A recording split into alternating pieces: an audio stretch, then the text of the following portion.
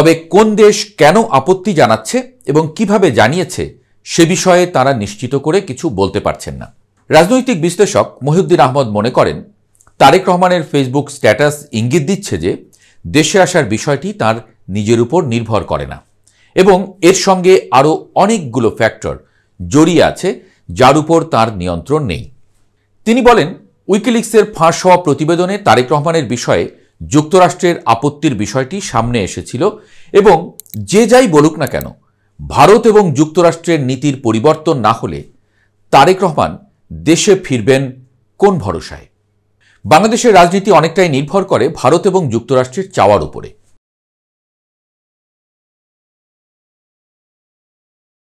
তারেক রহমানের দেশে ফেরার অনিশ্চয়তার সামনে আসার পর বহুল আলোচিত -2 ফর্মুলার বিষয়টি নতুন করে আলোচনায় আসছে।